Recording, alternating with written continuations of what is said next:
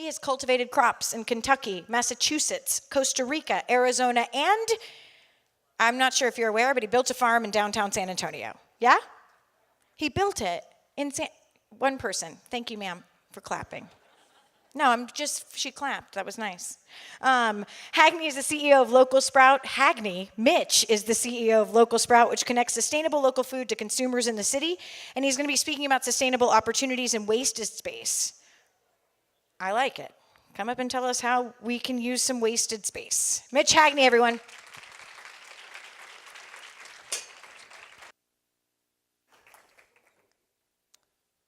Thank you, Molly. So we started Local Sprout about 7 years ago, and the whole goal is to create as much availability of sustainable produce for residents of San Antonio as possible. That means sometimes we cultivate it, sometimes we try to connect people to that food, but as much as possible we're trying to minimize things like pesticide use, excess fertilizer use, fertilizer runoff, decrease amount of transportation between different locations. And the food system is very, very broad, and so it is a good idea to try to approach it from as many different angles as possible. So Local Sprout has 3 different business models that we've been practicing for quite a while now. The first one that we got involved with was urban farming in downtown San Antonio. Now, Local Sprout's farm inside a warehouse up less than half a mile away from where we're sitting right now cultivates about an acre's worth of crops in a single 40-foot shipping container. Now, we also produce crops on site there in our front yard. We also have another shipping container that we're working on with a couple different models, but we're trying to use that as beta testing in order to figure out what profitable, sustainable production techniques we can use. We use vertical strategies, as you can see on the left there, to yield as much as possible per square foot. We use LED lighting with a customized red and blue pigmentation, which is primarily the areas where plants photosynthesize, in order to make sure that we're getting as much plant growth as we can with as little energy use as possible. We need no pesticides, no herbicides. There's no fertilizer runoff because it's a self-contained system, and especially important considering San Antonio's water scarcity problems, we use about 1% of the water that even organic soil farms would use. So we think that's pretty cool, but if you want to find out more about that stuff, we've talked about it extensively in the past, so you can Google it. We've also partnered with the San Antonio Food Bank, where we've cultivated lots and lots of different crops over a long period of time. We think partnership is an important part of sustainability because none of us can do it alone. It's important to think about sustainability in a business environment as an ecosystem, and no ecosystem can exist with a single organism running around and trying to perform and complete the entire system by themselves. The food bank, a lot of people don't know this, has more urban agricultural capacity than the rest of the city combined. They have 20 acres behind their headquarters over on 151 on the west side of the city, and a lot of what they grow there actually goes to the 70,000 or so people that they feed every week.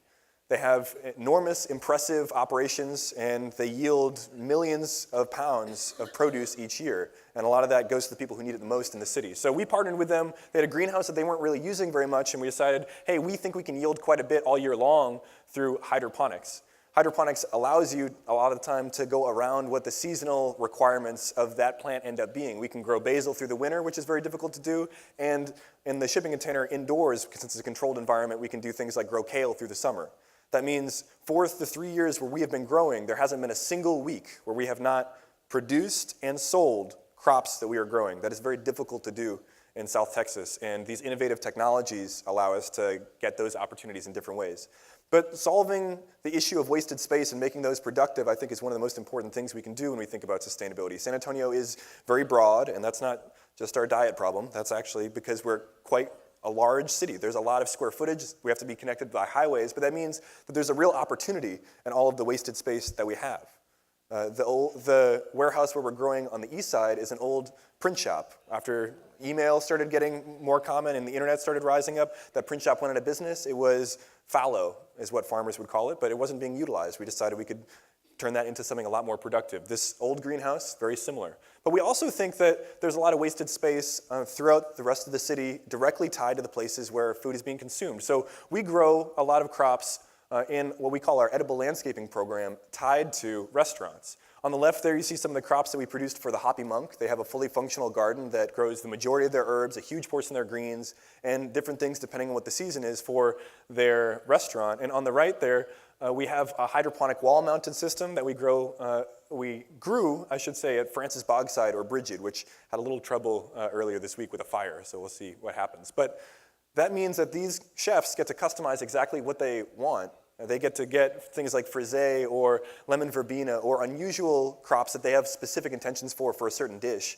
And we can grow those things on site, make sure that there's no transportation at all because they're just going in the backyard, clipping it, and bringing it back in. The amount of wasted space in the city is prodigious, and so we think we can make these things very, very viable. And you don't necessarily need hydroponics in order to make these things a reality. There's crops in South Texas that it's difficult not to succeed with. Things like Malabar spinach, okra, pecans.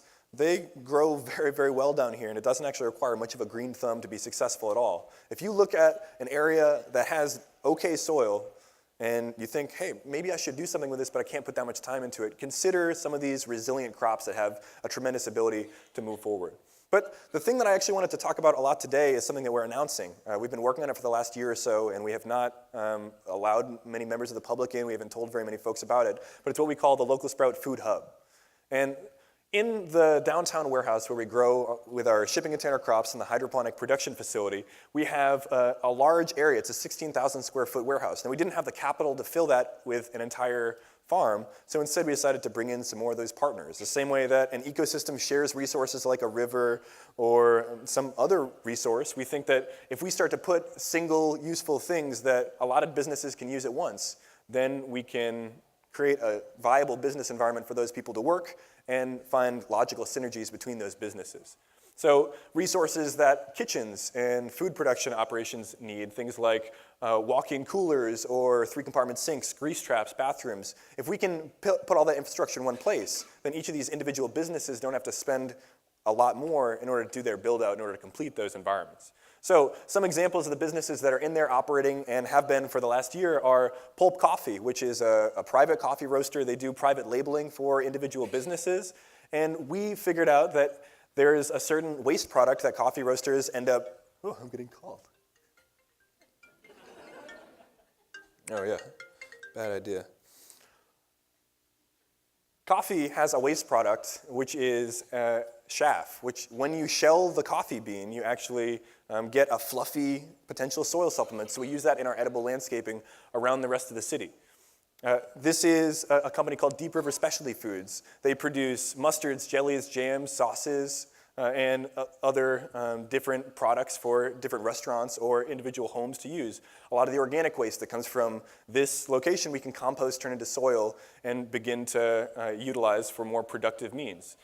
Texas Black Gold Garlic, they roast garlic for about 40 to 60 days, makes this really, really sweet, delicious product that's spreadable. And the smell that we get from the garlic is actually used as pest control within the warehouse, directly around. We put it right next to our farm, and yeah, garlic is a companion plant when people are gardening, but it also, it turns out, in a commercial level, can be pretty useful.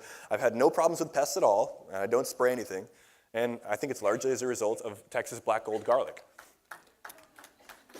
Madge's Food Company does fermented foods primarily. They have pickles, kimchi, fermented carrots, and one byproduct of fermentation, a lot of people know this, is carbon dioxide. Now, if you have a controlled, contained environment where you're growing crops, increasing the amount of relative CO2 in that atmosphere is useful in order to boost your yield. So we actually have the fermentation process a lot of the time happen within the confines of our shipping container unit, which increases the acceleration of that plant growth. We also have a company called San Antonio Healthy Vending, which is a potential distribution outlet for a lot of the companies that are producing things within the food hub.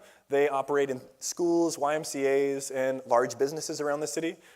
We also have Truck and Tomato, which sources from 25 local farms. They're a produce and meat distributor, and because they're right around us, they can actually source local materials in order to supplement these value-added products in order to make these products more sustainable.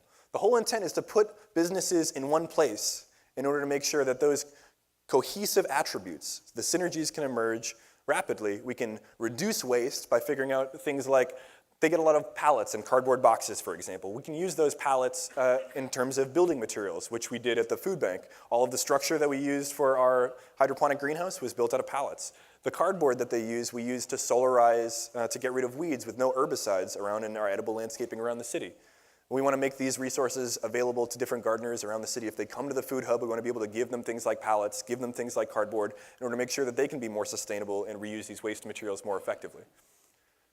Now, this is something we'll be launching in 3 weeks, which is our first food truck commissary. There's 6 spots dedicated with 220 electrical power outlets, security cameras, impermeable surface, outdoor grease trap, water fill-up access, to make sure that we're bringing customers directly to the food hub for these potential manufacturers and give these food trucks a place in order to base their business. Since it's so close to downtown, it's very logical to combine with a lot of their bars and other customers, and we think that there's a lot of potential cohesions that come with bringing all of these businesses together.